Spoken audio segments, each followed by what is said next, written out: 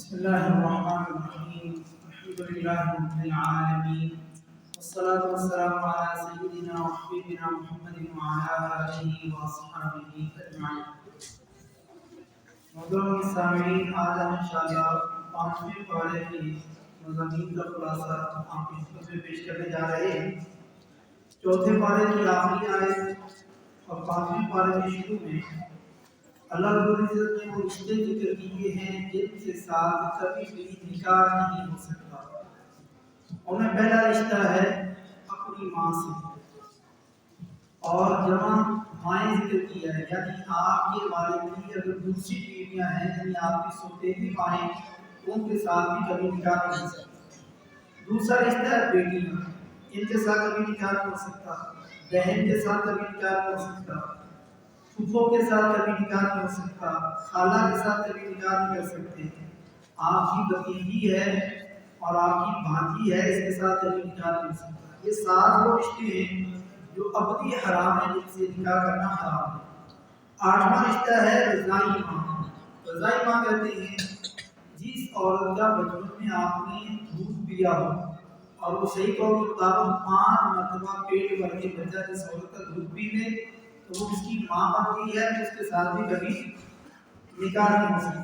اور پیارے نبی صلی اللہ علیہ وسلم نے ارشاد فرمایا یحرم من الرضاع ما یحرم من النسب، یعنی جو نسب سے رشتے حرام ہوتے ہیں، رضاعت سے بھی وہی رشتے حرام ہوتے ہیں. یعنی اس عورت کا دودھ پی لیا جائے اس کے ساتھ بھی یہی رشتے حرام ہیں. جیسے رضائی ماں سے آپ نکاح نہیں کر سکتے، جس کے بھی میں نے بات کی، یعنی دودھ شریک ماں.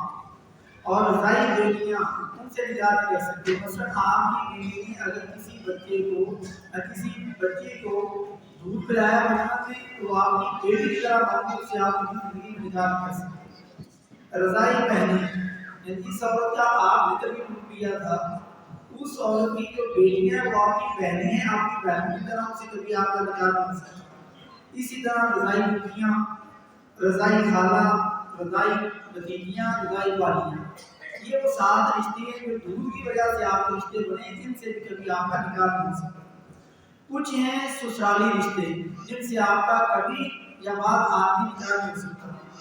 ان میں پہلا رشتہ ہے، اور ترتیب کے لحاظ سے دیکھا جائے تو 9واں رشتہ ہے ساس کا. جس عورت سے آپ نے شادی کر دی ہے اس کی والدہ آپ کی ساس بنی ہے، چاہے آپ کی وہ بیوی اللہ سے فوت ہو جائے یا کبھی آپ طلاق دے دیں، کبھی بھی آپ اپنی ساس سے نکاح نہیں کر سکتے. وہ ہمیشہ کے لیے آپ کے لیے حرام ہوگی، یعنی وہ آپ کی والدہ کی طرح ہوگی. اسی طرح آپ کی بہو جو آپ کے بیٹے کی بیوی بن گئی ہے، چاہے آپ کا بیٹا اللہ نے کرے وفات ہو جائے یا آپ کا بیٹا کبھی طلاق دے دے، آپ اپنی بہو سے کبھی شادی نہیں کر سکتے. اسی طرح اس بہو کے لیے آپ سسر ہوئے تو کبھی بھی بہو اپنے سسر سے یعنی اپنے خامد کے والد سے شادی کبھی نہیں کر سکتی. یہ 10واں رشتہ ہے. 11واں رشتہ ربائب. یہ وہ لڑکی ہوتی ہے کہ آپ کسی ایسی بیوہ عورت سے شادی کرتے ہیں جس کی پہلے خامد سے اولاد ہو، یعنی پہلے خامد سے اس کی بیٹی ہے. اب آپ نے اس عورت سے شادی کر لی، اب شادی کرنے کی وجہ سے اس عورت کی جو پہلے خامد سے بیٹی سے آپ کبھی نکاح نہیں کر سکتے، وہ آپ کی بیٹی کی طرح ہوگی. آگے ہیں عارضی محرم عورتیں. عارضی طور پر جو آپ کے لیے حرام ہے، ان میں بعد بھی ہیں ساری، یعنی آپ کی بیوی کی بہن. یعنی جب تک آپ اس عورت کے نکاح میں ہیں جو آپ کی بیوی ہے، اس کی جو بہن ہے وہ آپ کے لیے عارضی نامحرم ہے. اگر اللہ نہ کرے کبھی آپ اپنی اس بیوی کو طلاق دے دیں اور اپنی اس سالی سے شادی کرنا چاہیں تو کر سکتے ہیں، یا اس بیوی کی آپ کی وفات ہو جائے، وفات کے بعد آپ اپنی سالی سے شادی کرنا چاہے کر سکتے ہیں، مگر ایٹ اے ٹائم دو بہنوں کو آپ اپنے نکاح نہیں کر سکتے. اسی طرح آپ کی بیوی کی بہن جو ہے سالی سے نکاح نہیں جائز. آپ کی بیوی کی جو خالہ ہے اس کے ساتھ نکاح نہیں کر سکتے. عادی طور پر جب تک آپ کی بیوی ہے تو بیوی کی خالہ سے نکاح نہیں، یعنی دونوں کے ایک ساتھ جمع نہیں کر سکتے. اسی طرح آپ کی بیوی کی جو پھوپھی ہے اس کو آپ نکاح نہیں کر سکتے جب تک یہ بیوی آپ کے نکاح میں. اسی طرح آپ کی بیوی کی جو بھتیجی ہے اور بھانجی ہے ان سے آپ نکاح نہیں کر سکتے. یہ 12 وہ رشتے ہیں جن سے آپ نکاح نہیں کر سکتے. آخری رشتہ یہ عادی طور پر ہے، جب تک بیوی موجود ہے تو ان رشتوں سے آپ نکاح نہیں کر سکتے. بیوی کی خالہ، بیوی کی پھوپھو، بیوی کی بھتیجی، بیوی کی بھانجی اور بیوی کی بہن. باقی جو اوپر رشتے ہیں 11 یہ چوتھے پارے کے آخر میں ان کی تفصیل ذکر تھی جن کے بارے میں ہمیں پتہ ہونا چاہیے کہ ان سے ہمارا نکاح جائز نہیں۔ 5ویں پارے کے شروع میں والمحصنات من النساء احسان یعنی شادی شدہ عورتیں، یہ 4 معنوں میں لفظ استعمال ہوا ہے، لیکن یہاں پر پہلا معنی شادی شدہ عورتیں مراد ہیں، جبکہ دوسرا معنی آزادی اور تیسرا معنی پاکدامن عورت اور چوتھا معنی اسلام مسلمان عورتیں۔ دوسرا پوائنٹ اس میں یہ ہے کہ لونڈی اور غلام کے سلسلے کو اسلام نے ختم کیوں نہیں کیا، اس کی حکمت اللہ ہی بہتر جانتا ہے۔ آج لونڈی اور غلام کا سین اس ہمارے معاشرے میں بھی نہیں ہے، لیکن قیامت تک کب یہ دوبارہ شروع ہوگا وہ بھی اللہ بہتر جانتا ہے۔ اللہ نے سسٹم کو رکھا ہے ختم نہیں کیا، اس کی حکمت اللہ بہتر جانتا ہے۔ شرعی طریقے سے صحیح نکاح اگر آپ کریں، محدود مدت یا چھپی ہوئی دوستی نہ ہو اور نکاح کے بعد آپ حق میں ادا کرتے ہیں تو آپ کسی بھی عورت سے نکاح کر سکتے ہیں، ان کے علاوہ جن کی ہم بات کر چکے ہیں۔ تیسرا پوائنٹ ہے متع کے باطل اور جھوٹے نکاح کا رد ہے۔ متع کیا ہوتا ہے؟ متع یہ ہوتا ہے کہ آپ کسی عورت کے ساتھ طے کر لیں کہ میں نے آپ کے ساتھ 1 دن کے لیے یا 1 رات کے لیے یا 2 دن کے لیے یا مہینے کے لیے یا سال کے لیے 10 سال کے لیے آپ سے نکاح کرنا ہے، 10 سال بعد ہم جدا ہو جائیں گے۔ یعنی آپ نے طے کر کے نکاح کیا ہے، اس کو متع کہتے ہیں، اور یہ جائز نہیں ہے، منع کر دیا گیا۔ شروع اسلام میں اس کی اجازت تھی، بعد اللہ کے نبی صلی اللہ علیہ وسلم نے منع کر دیا۔ اسی طرح جیسے گدھے کا گوشت پہلے کھانا جائز تھا، پھر جنگ خیبر میں منع کر دیا، لیکن گھوڑے کا گوشت پہلے بھی جائز تھا، بعد میں بھی جائز ہے، آج بھی جائز ہے، تو صحیح مسلم کے حدیث سے ثابت ہوتا ہے۔ یہ شیعہ ہمارے ہاں جو ہیں وہ یہ متع کے قائل ہیں، مقررہ مدت تک کسی عورت سے نکاح کر لیں۔ لیکن افسوس کی بات یہاں پر یہ ہے کہ ہم تمام مسلمان اس چیز پر متفق ہیں کہ متع جو نکاح ہے شیعہ کا وہ حرام ہے، لیکن ہم مسلمانوں کے اندر ہی ایک حلالہ نکاح موجود ہے، وہ بھی مقررہ مدت کے لیے، اور وہ کیا ہوتا ہے کہ آپ اپنی بیوی کو طلاق دے بیٹھے اور تینوں ایک ساتھ دے بیٹھے ہیں۔ آپ ان کے یہاں یہ ہے کہ آپ کی تینوں طلاقیں ہو چکی ہیں، لہٰذا یہ آپ کی بیوی نہیں بن سکتی۔ اب کیا ہے کہ آپ کسی کے ساتھ مقررہ مدت کے لیے نکاح کر دیں تاکہ وہ بندہ نکاح کر کے آپ کی بیوی کو آپ کے لیے حلال کر لیں، اور اس کو ہمارے یہاں بھی عام ہے، باقاعدہ مدرسوں کے اندر دفتر بنے ہیں، سائن ہوتے ہیں، فیس لی جاتی ہے، اور پیارے نبی صلی اللہ علیہ وسلم نے اس برے فعل کو کرائے کے ساتھ تشبیہ دی ہے، اور یہ صحیح حدیث ہے۔ جس طرح آپ جانوں کے لیے ایک سانڈ رکھا ہوا ہے، یہ مولانا صاحب، یہ مفتی صاحب، یہ کرائے کے سانڈ ہے، جس کا بھی یہ مسئلہ ہو نعوذ باللہ، وہ اپنی عورت کو لے کے آئے، مقررہ مدت کے لیے نکاح کرے گا، پیسے ملے گا، اور دوسرے لفظوں میں بازاری زبان اگر استعمال کی جائے تو مزے ملے گا، اور صبح آپ کی بیوی آپ کو واپس کر دے گا، نعوذ باللہ من ذالک۔ یہ ایک غیرت مند بندہ ایسا نہیں کر سکتا، بے غیرت ایسا کر سکتے ہیں، ہمارے معاشرے میں ہو رہا ہے۔ یعنی متع حرام ہے کیونکہ وہ دوسرے کرتے ہیں، حلالہ جائز ہے کیونکہ ہم کرتے ہیں، یعنی ہمارے لیے جائز ہے، مسلمانوں کے لیے اور شیعوں کے لیے ناجائز ہے۔ یہ ایک ہی قسم ہے، بس نام قریب کی اور ان کو الگ رکھا ہوا ہے۔ تو ہمیں اللہ رب العزت غیرت نصیب فرمائے، اور حلالہ جیسا یہ کبیرہ جو گناہ جس پر اللہ نے الگ حدیث میں لعنت کی ہے، اور پیارے نبی صلی اللہ علیہ وسلم نے الگ حدیث میں لعنت کی، اللہ نے بھی لعنت کی ہے، رسول اللہ صلی اللہ علیہ وسلم نے لعنت فرمائی ہے، اور اس کو کرائے کا سام کہا ہے، عیاذ باللہ، اللہ ہم سب کو محفوظ فرمائے۔ اور گناہ تو آپ کا طلاقیں آپ نے کٹھی تھی، لیکن عورت کا کیا جرم ہے اس کا آپ حلالہ کروا رہے ہیں، نعوذ باللہ من ذالک۔ چوتھا پوائنٹ یہ کہ تجارت خرید و فروخت رضامندی اور خوشی سے ہو اور حلال اشیاء کی ہو، حرام چیزوں کی تجارت جائز نہیں۔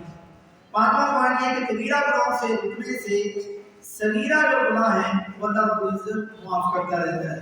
6واں پوائنٹ ہے دوسروں پر اللہ کے فضل و کرم، احسان اور نعمتوں کو اپنی حسرت نہ بنائیں، حسد نہ کریں۔ اس کے بعد نعمت دیکھیں تو یہ نہ کہ میرے پاس کیوں نہیں، مجھے مل جانے چاہیے، حسد نہ کرنا شروع کر دیں۔ آپ کو خواہش پیدا ہوگی تو اللہ سے دعا کریں کہ اللہ اس کو اور نوازو، ماشاء اللہ پڑھیں، اللہ سے مانگیں اپنے لیے۔ آپ کو بچہ پیارا لگا، کسی کی قرات پڑھنے لگی، 40 سال کی قرات پڑھنے لگی، آپ کو اسکول میں بھی آپ کا بچہ یا کوئی بچہ فرسٹ آ گیا، تو آپ حسرت کیوں پڑ گئی کہ میرا بچہ کیوں نہیں آ رہا؟ اس بچے کے لیے میں پاکستانی معاشرے میں نہیں سمجھتا ہوں کہ ہم اس بچے کو، اس بڑے کو کسی خوبصورت کو دیکھ کر کے، کسی اچھی صفات کے حامد کو دیکھ کر کے ہماری خود سے نکلا ہو ماشاء اللہ لا قوت الا باللہ، کیوں نہیں نکلتا؟ یہ ہماری تربیت ہونی چاہیے۔ کوئی بھی اچھی چیز دیکھیں تو آپ ماشاء اللہ پڑھیں، اور جب آپ ماشاء اللہ پڑھنے کو نظر بد لگنے سے بچ گئے اور آپ کے دل میں خواہش آتا میرے پاس بھی چیز ہونی چاہیے، ہاتھ اٹھا کے اسی طرح جب تیسرے پارے میں دیکھ چکے جب مریم علیہ السلام کے پاس بے موسمی پھل دیکھے تو انہوں نے محراب جا کر اللہ سے دعا کر دی اللہ تو ان کو بے موسمی پھل دے سکتا ہے مجھے اولاد دے دے تو اللہ نے اولاد بھی دی اور نبی بنا کر کے بیٹا دیا. یہ حسد نہ کریں اللہ سے مانگنا شروع کرتے ہیں اللہ تعالیٰ سے نہیں مانگنا. ساتواں پوائنٹ ہے گھریلو نظام کو چلانے کے لیے مرد کو سربراہ اور حاکم بنایا ہے لیکن جس ملک یا گھر کا نظام عورت کے ہاتھ میں ہو وہ تباہ ہو جاتا ہے. یعنی نبی صلی اللہ علیہ وسلم کا فرمان ہے کہ وہ قوم کبھی کامیاب اور فلاح نہیں ہو سکتی فلاح نہیں پا سکتی جس نے اپنے کام عورت کو سپرد کر دیے ہو. اللہ تعالیٰ ہماری حفاظت فرمائے. مرد ہو تو فیصلے خود کیا کرو مشورے کرو مگر فیصلہ سوچ سمجھ کر کے کرو. اللہ نے تمہیں گھر کا سربراہ بنایا ہے. نافرمان عورت کو طلاق دینے سے پہلے 4 طریقے بتائے ہیں جو آج اکثر شادی شدہ لوگ نہیں جانتے. پہلا طریقہ کیا ہے کہ آپ اس بیوی کو سمجھائیں جو آپ کی بات نہیں مان رہی گھر کا معاملہ خراب ہو رہا ہے بچے پریشان ہوں گے آپ پریشان اس کو اچھے سے سمجھائیں اور یہ کئی بار طریقہ کریں. نہیں سمجھ رہے یہ پہلا طریقہ اپنائیں اور اچھے طریقے سے اپنائیں چوٹے دے کے نہیں صرف دل انداری نہیں. آپ اس گھر کو سنبھالنا چاہتے ہیں اس طریقے سے اس کی تربیت کریں سمجھائیں تو آپ کی بات سمجھے. اگر ٹیچر کرنا ہے گالیاں دے دیں برا بھلا کہہ رہے تو آپ کی بات نہیں سمجھے. یہ پہلا طریقہ ہے کہ آپ اچھے سے اس کو سمجھائیں تاکہ وہ عادت اور غلطی چھوڑے جو آپ کو پسند نہیں. دوسرا طریقہ آپ نے بڑے اچھے طریقے سے کئی دن دوسرے عرصہ پورا سمجھایا نہیں سمجھ رہے تو میں کہ اس کے ساتھ ہی سو لیکن بستر الگ ہے. یعنی میاں بیوی کو طریقہ بتا کہ ہمارا کیا ہوتا ہے نہیں بات سمجھ آئی 2-4 گالیاں دی مار کے بھگا دیا یا اپنا بستر اٹھایا دوسرے کمرے میں چلے گئے. طریقہ صحیح نہیں. یعنی اللہ تعالیٰ کی حکمت کیا ہے کہ سو اسی بیٹھ پر اسی کے قریب لیکن اس کو کمر کر کے اس کے ساتھ نہیں سنو. یہ جو عورت کو تکلیف ہے اگر وہ اللہ کی بندی ہے اپنے گھر کو سنبھالنا چاہتی ہے تھوڑی بہت عقل ہوگی تو واپس لوٹے کہ میرا کام کیوں میرے قریب نہیں ہو رہا کیوں کمر کر کے سو رہا ہے تو واپس لوٹے گی اپنی غلطی سے ہی. آپ نے یہ بھی کئی طریقوں سے آزمایا نہیں فائدہ ہو رہا. تیسرا طریقہ ہے کہ اس کو ہلکی مار مارو اس کو کچھ سزا دو. جانوروں کی طرح نہ مارو زخم آ جائے ہڈی ٹوٹ جائے یہ نہیں ایسی اس کو ضرب مارو مار مارو جس سے وہ سمجھ جائے. ہمارے یہاں عورت کو تھوڑا بچا کے دیتی تو فوراً فون کرے گی پیچھے اس کے بھائی کے سسرال والے آ کر کے آپ کے سر پہ کھڑے وہاں پہ جلد کریں. چوتھا طریقہ اہم ترین پوائنٹ آپ نے تینوں طریقے پر اچھے طریقے سے دیے لیکن صلح نہیں ہوئی کام نہیں کرنا. تو سنایا کہ ایک اصلاح کرنے والا بندہ عورت کے خاندان سے ہو جو اس کے سارے معاملات جانتا ہو اور ایک اصلاح کرنے والا بندہ مرد کے خاندان سے ہو دونوں اگر صلح کروانا چاہیں تو ان کے درمیان صلح ہو جائے. ہمارے یہاں کیا ہوتا ہے آپ اگر عورت کی طرف سے تو آپ ہر چیز عورت کے فیور میں کرتے جائیں گے ہماری بچی بڑی اچھی ہے تمہارے بڑھے نہیں بتانے سارے. اگر لڑکے کی طرف سے وہ سارے آپ لڑکی کے نکالتا رہے گا سارا بندہ بڑا چل جائے گا. جب دونوں ڈنڈی ماریں گے تو یہاں صلح نہیں ہو سکتا. آپ ڈنڈی مارنا چھوڑتے حق بات پر دونوں کا فیصلہ کریں وہاں پر صلح ضرور ہوگی. یہ قرآنی فیصلہ ہو نہیں سکتا کہ وہاں طلاق ہو کیونکہ اس آیت آخر میں اللہ نے طلاق کا ذکر کیا ہے کہ 4 طریقے بتائے. اگر ان طریقوں میں اصلاح نہ ہو سکتی ہوتی تو اللہ نے بتانا تھا پھر 5واں طریقہ آخری حالت طلاق دے. طلاق اللہ نے ذکر ہی نہیں کیا. کیوں نہیں ذکر کیا؟ یہ طلاق اگر آپ یہ 4 طریقے صحیح طریقے سے اپنا لیں آپ کو جذب برباد نہیں ہو سکتا. یہ طریقہ مردوں کے لیے اللہ نے نہیں بتایا مردوں کے لیے بتایا. مردوں کے لیے نہیں مردوں کے لیے جو مرد ہیں وہ اپنے گھر کو خراب ہونے سے پہلے 4 طریقوں کو ضرور اپنائے پھر بعد میں گھر گھر کے دھکے نہ کھائے آنسو نہ بہائے بچوں کو پریشان نہ کرے. 9واں پوائنٹ یہ ہے کہ کنجوسی کرنا کافروں کی صفات میں سے ہے اور قرآن پاک میں دوسری جگہ فضول خرچی کرنا شیطان کے بھائی ہونے کے مترادف قرار دیا گیا ہے. تو آپ ان لوگوں کے بیچ میں جا کر کے کریں نہ کنجوس کریں اور نہ فضول خرچی کریں. 10واں پوائنٹ یہ ہے کہ ریا اور دکھاوے سے بچیں جس سے نہ صرف اعمال برباد ہوتے ہیں بلکہ دکھاوے پر عمل کرنے والا یہ انسان جہنم میں چلا جائے گا. تو حضور حدیث آپ جانتے ہیں کہ 3 لوگ جو دکھاوے کے لیے آئیں گے کل قیامت کا دن اللہ تعالیٰ کہے گا تمہارا عمل بھی برباد ہے ان کو جہنم میں پھینک دیں. میں شارٹ بیان کر رہا ہوں. تو یہ چھوٹا شرک بھی ہے دکھاوے کے لیے عمل کرنا. اللہ تعالیٰ ہم سب کو محفوظ فرمائے اور اس کو کرنے والے کو شیطان کا دوست بھی کہا گیا ہے. 11واں پوائنٹ ہے اللہ تعالیٰ کسی پر ایک ذرہ برابر بھی ظلم نہیں کرتا بلکہ نیکیوں کو دگنا کرتا رہتا ہے. نشے اور جنابت کی حالت میں مسجد میں نہ جایا کرو اور پھر یہاں پر تیمم کے مسائل ذکر کیے گئے. 12واں پوائنٹ یہ ہے کہ اس آیت کے اندر 12ویں پوائنٹ میں وضو اور غسل کے مسائل بیان کیے گئے۔ اب ہمیں سوچنا ہے کیا ہمیں غسل کا طریقہ اور وضو کا طریقہ صحیح آتا ہے؟ ہم نے سیکھا ہے قاری صاحب سے، امام صاحب سے، مفتی صاحب سے، یا بچپن میں جیسے ایک بار ہمیں ماں باپ نے قاری صاحب نے سکھا دیا تھا ویسے ہی چل رہا ہے، وہ صحیح ہے غلط ہے؟ کبھی ہم نے توجہ کی ہے یا نہیں کی؟ یا مجھے اور آپ کو سوچنا ہے کیا ہماری نمازیں خراب ہو رہی ہیں، حج عمرہ خراب ہو رہا ہے، روزے خراب ہو رہے ہیں؟ یہ پاکی کے ساتھ تعلق ہے، تو اپنی پاکی کو اچھی طریقے سے سیکھا جائے۔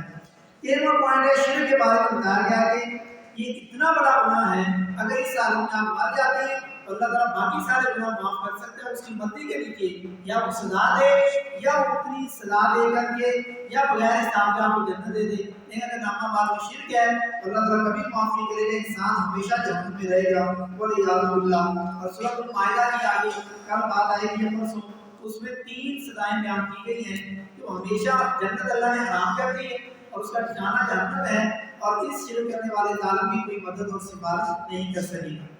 14ویں پوائنٹ میں اللہ رب العزت نے مسلمانوں کے اختلافات کیسے ختم ہو سکتی ہیں اس کا حل ذکر کیا ہے۔ یہ نہیں کہ اللہ تعالیٰ نے ہمارے اندر اختلافات رکھے اور ہمیں ایسے ہی چھوڑ دیا ہے، نہیں، اللہ نے اس کا حل ذکر کیا ہے کہ تمام مسلمانوں کے اختلافات ان 2 صورتوں میں ذکر ختم ہو سکتے ہیں۔ وہ کیا ہے کہ آپ اللہ کی پیروی کریں، رسول اللہ صلی اللہ علیہ وسلم کی پیروی کریں، اور وقت کا جو بادشاہ ہے اس کی بات مانیں، پیروی کریں۔ اور ہمارے علماء اس کا ترجمہ دوسرا یہ کرتے ہیں کہ جو وقت کے 4 بڑے امام ہیں ان میں سے ایک امام کی بات مانیں۔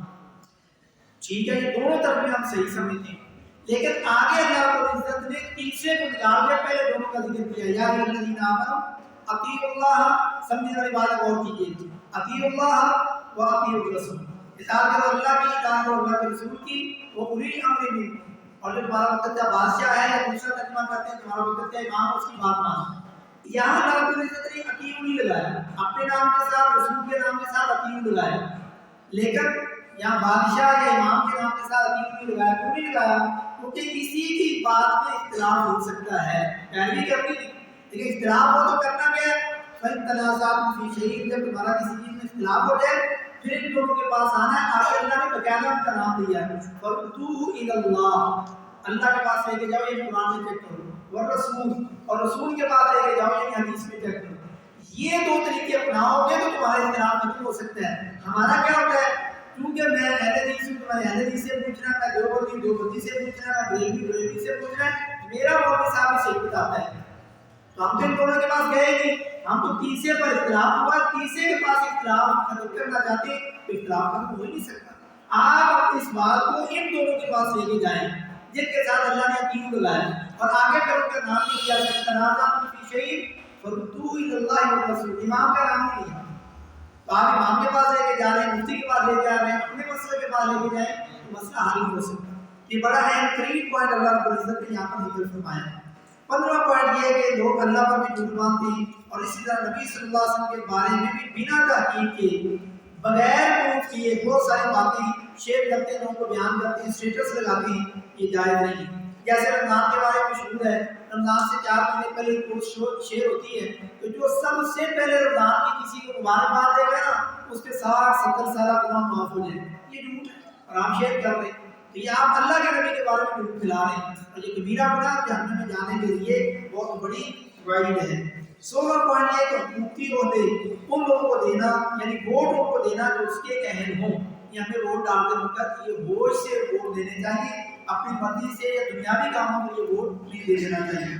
17واں پوائنٹ یہ کہ آیت میں آپ صلی اللہ علیہ وسلم کے پاس آنے سے مراد آپ صلی اللہ علیہ وسلم کی زندگی میں آپ کے پاس آئیں اور آپ اپنی غلطی مانیں۔ اصل میں یہ بات چلتی منافقین کی، منافقین جنہوں نے دھوکہ دیا مسلمانوں کو، وہ اب اپنی غلطی ماننا چاہتی ہیں، تو نبی کے پاس آئیں، اپنی غلطی مانیں اور اللہ سے معافی مانگیں۔ اے اللہ کے نبی صلی اللہ علیہ وسلم، آپ بھی ان کے لیے اللہ سے معافی مانگیں، تو اللہ تعالیٰ ان کو بخشنے والا اور مہربان۔ اس آیت سے لوگوں نے، ہمارے مسلمانوں نے کیا سمجھا کہ جب ہم مدینہ جائیں، پیارے نبی صلی اللہ علیہ وسلم کی قبر کے سامنے جائیں اور اپنے سارے گناہ نبی کی قبر کے سامنے نبی کو کہیں میں نے یہ گناہ کیے، میں آپ کے پاس آ گیا، اب آپ اللہ سے میرے لیے معافی مانگیں تاکہ اللہ مجھے معاف کر دے، یہ جائز نہیں ہے، یہ آپ کی زندگی کے ساتھ خاص ہے، اور یہ منافقین کے لیے تھا، یا تو آپ منافق بنتے ہیں اور نبی کو سمجھیں کہ نبی ہر جگہ زندہ موجود ہے، جس کا نام آپ باتیں کرتے ہیں، پھر تو بات سمجھ میں آتی ہے۔ آپ صلی اللہ علیہ وسلم دنیا تشریف لے جا چکے ہیں، تو اس آیت کا لوگ غلط ہی مطلب نکالتے ہیں، تو جائز بھی منافقین کے لیے تھا اور یہ آپ کی زندگی کے لیے خاص ہے، بعد میں نہیں۔ 18واں پوائنٹ ہے اللہ اور اس کے رسول صلی اللہ علیہ وسلم کی بات کو حرف آخر نہ ماننا ایمان کے منافی ہے۔ یعنی مسلمان اور مومن، ان کے مومن ہونے کے اور مسلمان ہونے کی یہ شرط بتلائی گئی۔ اللہ تعالیٰ نے یہاں پر قسم اٹھا کے کہا ہے کہ تم اس وقت تک مومن نہیں ہو سکتے جب تک تم آپس میں اختلافات ختم کرنے کے لیے پیارے نبی صلی اللہ علیہ وسلم کا اپنا حاکم نہ مان لیں۔ آج صحیح حدیث آ جانے کے بعد کیا ہم اپنے امام اور مفتی کی بات کو چھوڑ دیتے ہیں کہ نبی کی بات آ گئی؟ اگر تو چھوڑ دیتے تو ہم سچے پکے مومن ہیں، اگر نہیں چھوڑتے بلکہ ان کی بات کو ترجیح دیتے تو پھر ہمیں اپنے امام کی فکر کرنی ہوگی۔ اور آپ جو فیصلہ کرتے ہیں یعنی صحیح حدیث میں جو بات آ جائے مل جائے، پھر اپنے دل میں اس بارے میں تنگی محسوس نہیں کرنی یار ساڑھے مسئلے کا ہو گل سارے مولوی صاحب نے تو ہو دسیا ہے حدیث کا سارے خلاف جاتی ہوئی نہیں، اب اپنے دل کو اس حدیث کے مطابق کرنا ہے۔ اگر دل میں تنگی مان تو رہے کہ لوگ مجھے کافر نہ کہہ دیں، لیکن دل نے قبول کر رہا تو پھر ہم مومن نہیں، کیونکہ اللہ تعالیٰ جانتا ہے کہ آپ کے دل میں میرے نبی کا مقام زیادہ ہے یا کسی اور شخصیت کا مقام زیادہ ہے۔ تو تعصب کے عہد کو اتار کر کے قرآن کا ترجمہ اور تفسیر پڑھے اور حق کو تلاش کریں۔ یہاں اللہ رب العزت نے 4 ناموں کا تذکرہ کیا، نبیوں کا، سچے لوگوں کا، شہداء کا اور صالحین کا۔ ان کے طریقے پر آپ نے چلنا جو آپ قرآن میں کہتے ہیں صراط الذین انعمت علیہم، کن پر اللہ نے انعام کیا ہے، کوئی 4 لوگ ہیں، 4 کیٹیگری کے لوگ۔ 21واں پوائنٹ ہے کافر و ظالموں سے کتاب اور جہاد کا حکم دیا گیا۔ 22واں پوائنٹ یہ کہ قرآن کو سمجھ کر یعنی ترجمے سے پڑھا کرو اور پھر غور و فکر کرو۔ اللہ فرماتے ہیں تم غور و فکر کیوں نہیں کرتے؟ اور سورہ محمد صلی اللہ علیہ وسلم کے اندر اللہ نے فرمایا تم میرے قرآن پر غور و فکر کیوں نہیں کرتے؟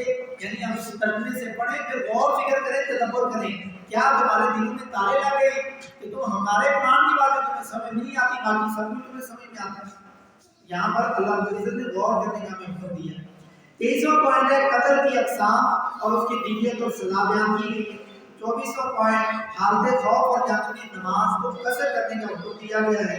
25واں پوائنٹ ہے نماز کو مقررہ وقت پر پڑھنے کا حکم دیا گیا ہے اور احادیث میں اول وقت میں نماز پڑھنے کا حکم دیا گیا اور اس کی ترغیب دلائی گئی، جو الحمدللہ ہم کر رہے ہیں۔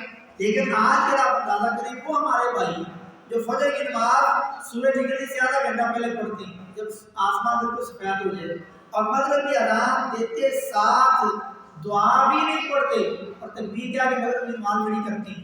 آج ذرا آپ ان کو دیکھیں، فجر کی اذان کب دیتے ہیں ہمارے ساتھ، جماعت کب ہوتی ہے ہمارے ٹائم، یہ 1 سال 1 مہینہ تو ہم کر رہے سنت مطابق، باقی 11 مہینے سنت کے خلاف۔ ایسا کیوں؟ یہ طلاق کیوں؟ یہ طلاق نہیں ہونا چاہیے۔ اور یہ تعصب و فرقے سے مانا تھا ہو کر کے اسی طرح 11 مہینے بھی یہ طریقہ فجر میں پڑھانا چاہیے جو رمضان بھی کر رہے ہیں۔ اور افطاری کے ٹائم اذان کے بعد کم از کم 10 سے 12 منٹ یا 15 منٹ کا بھی وقفہ ہو، جیسے آج کل ہر مسجد میں ہو رہا ہے، تو یہ ہونا چاہیے۔ اذان دی کیوں ہے؟ تاکہ محلے والوں کو پتہ چلے وہ نماز نہیں آئی، اذان میں نے دی، اذان ختم ہوئی، میں نے جماعت بنائی، مسجد میں جو 2-4 لوگ بیٹھے ہم نے نماز پڑھ لی اور باقی سب لوگوں کی جماعت رہ گئی۔ یہ غلطی کس کی؟ امام اور مؤذن کی، انتظامیہ۔ اذان دی تھی محلے والوں کی، مسجد میں جو 4 لوگ بیٹھے ان کے لیے نہیں۔ تو رمضان میں تو آئے محلے والوں کی اذان ہے کیونکہ مولوی صاحب کو بھوک لگی، کھانا پینا ہے، 10-15 منٹ بعد جماعت کروائیں گے، لیکن باقی 11 مہینے ایسا نہیں۔ تو مغرب کے اذان کے بعد اتنا وقفہ ہو کہ ایک بندہ گھر سے اٹھے، واش روم جائے، وضو کرے اور مسجد میں آ کر کے وہ جماعت میں تکبیر الاولیٰ سے نماز پڑھ سکے۔ کم از کم 10 سے 12 منٹ ہونے چاہیے۔ 26واں پوائنٹ ہے جو لوگ حق والے ہو جانے کے بعد بھی رسول اللہ صلی اللہ علیہ وسلم کے خلاف یعنی صحیح حدیث کے خلاف کام کرتے ہیں تو ان کا ٹھکانہ جہنم میں، اللہ تعالیٰ ایسے لوگوں کو جہنم میں داخل کرے گا۔ 27واں پوائنٹ یہ ہے کہ یتیم لڑکیوں سے ان کے حسن و جمال کی وجہ سے شادی کر لینا اور ان کی مجبوری کا فائدہ اٹھا کر کے ان کو مناسب اور معقول ماحول کے مطابق حق مہر نہ دینا، ان کے ساتھ بے انصافی کرنا ہی جائز نہیں۔ 28واں پوائنٹ ہے ایک سے زیادہ شادیاں کرنے والا انسان ان کے درمیان عدل کرے، اور اللہ تعالیٰ ہمارے وہ عدل کر سکتا ہی نہیں جس طرح عدل کرنا چاہیے۔ اس کا مطلب ہے ایک سے زیادہ شادیاں نہیں کر سکتا، کرے حق المقدور کوشش کرے عدل کرنے، نہیں کر سکتا۔ لیکن غلطی کیا کرتے ہیں لوگ، ایک شادی دوسری کر کے پہلے کو چھوڑ دیتے ہیں، اس کو پوچھتے نہیں، خرچہ بھی دیتے، جاتے نہیں۔ اللہ تعالیٰ اس کو جا کر کے نہیں ہے اس کو طلاق کو تعلق کسی دوسری سے شادی کر سکتے، اپنے نکاح میں رکھنا ہے، پھر عدل کے ساتھ کرنا ہے، چاہے 4 ایک وقت میں کر سکتے ہیں۔ 29واں پوائنٹ ہے ایمان والو ہر حال میں عدل اور انصاف کے تقاضوں کے مطابق فیصلے کرو، کیا اس عدل کی وجہ سے ان کو یا ان کے والدین کو رشتہ داروں کو نقصان ہی کیوں نہ اٹھانا پڑے، تو اپنے نفس کی پیروی کرتے ہوئے انصاف کو چھوڑنا نہیں۔ 30واں پوائنٹ ہے کافروں کو دوست نہ بناؤ، کیونکہ آپ ان کے پاس عزت تلاش کرنے جاتے ہیں لیکن عزت اور ذلت تو صرف اللہ کے ہاتھ میں، تو آپ ان سے دوستیاں اس لیے بڑھا رہے ہیں کہ آپ کو عزت مل جائے۔ 31واں پوائنٹ ہے منافقین جو نماز میں کھڑے ہوتے ہیں تو سستی کا مظاہرہ کرتے ہیں، تو ہمیں منع کیا گیا ہے کہ آپ نماز میں کھڑے سستی کا مظاہرہ نہ کریں۔ ہم کیا کرتے ہیں نماز میں تعلیم میں کبھی ایک پاؤں پہ کبھی دوسرے پاؤں پہ، کبھی ادھر کبھی ادھر، یہ طریقہ مسلمانوں کا نہیں۔ چستی کے ساتھ شوق کے ساتھ عبادت کے لیے کھڑے ہیں، تو ہمیں اس چیز پر غور کرنا چاہیے کہ ہم کیسے نماز پڑھ رہے ہیں۔ آخری پوائنٹ ہے کہ عذاب الہی سے بچنے کے 2 اصول ذکر کیے گئے، اگر تم شکر کرو گے تو اللہ تعالیٰ تمہیں عذاب نہیں دے گا، اللہ تمہیں عذاب دے کر کے کرے گا کیا، اگر تم شکر کرو گے اللہ عذاب نہیں دے گا، اور ایماندار رہو، اللہ تعالیٰ بہت قدردان ہے، اللہ تعالیٰ تمہاری قدر کرنے والا ہے۔ اللہ رب العزت سے دعا کرو کہ ہمیں قرآن و حدیث کو صحیح معنوں میں سمجھنے کی اور اس میں ڈنڈی مارنے سے اللہ تعالیٰ ہمیں محفوظ فرمائے۔ وما توفیقی الا باللہ۔